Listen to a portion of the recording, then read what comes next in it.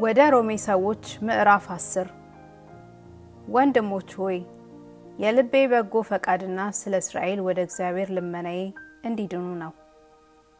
በእውቀት አይቅኑ እንጂ ለእግዚአብሔር እንዲቀኑ እመሰክርላቸዋለሁና።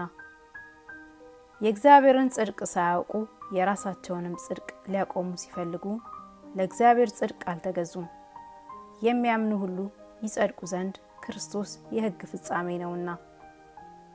ሙሴ ከሕግ የሆነውን ጽድቅ የሚያደርገው ሰው በእርሱ በሕይወት እንዲኖር ጽፏልና። ከእምነት የሆነ ጽድቅ ግን እንዲህ ይላል፣ በልብህ ማን ወደ ሰማይ ይወጣል አትበል፣ ይህ ክርስቶስን ለማውረድ ነው። ወይም በልብህ ወደ ጥልቁ ማን ይወርዳል አትበል፣ ይህ ክርስቶስን ከሙታን ለማውጣት ነው። ነገር ግን ምን ይላል? በአፍህ በልብህም ሆኖ ቃሉ ቀርቦሃል። ይህም የምንሰብከው የእምነት ቃል ነው።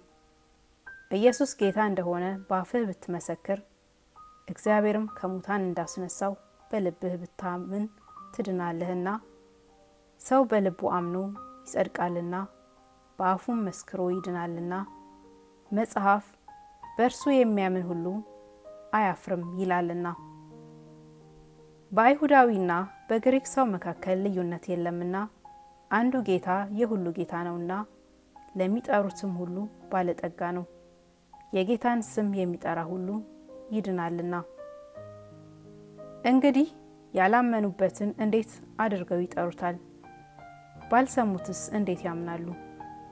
ያላሰባኪስ እንዴት ይሰማሉ? መልካሙን የምስራች የሚያወሩ እግሮቻቸው እንዴት ያማሩ ይሆናቸው ተብሎ እንደተጻፈ ካልተላኩ እንዴት ይሰብካሉ? ነገር ግን ሁሉ ለምስራቹ ቃል አልታዘዙም። ኢሳይያስ ጌታ ሆይ ምስክርነታችንን ማን አመነ ብሏልና።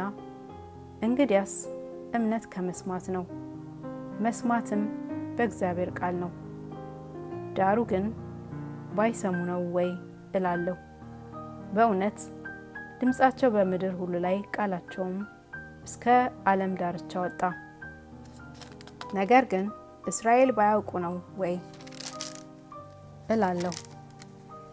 ሙሴ አስቀድሞ እኔ ሕዝብ በማይሆነው አስቀናችኋለሁ፣ በማያስተውልም ሕዝብ አስቆጣችኋለሁ ብሏል።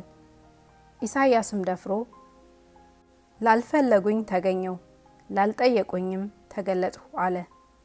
ስለ እስራኤል ግን ቀኑን ሁሉ ወደማይታዘዝና ወደሚቃወም ሕዝብ እጆቼን ዘረጋሁ ይላል።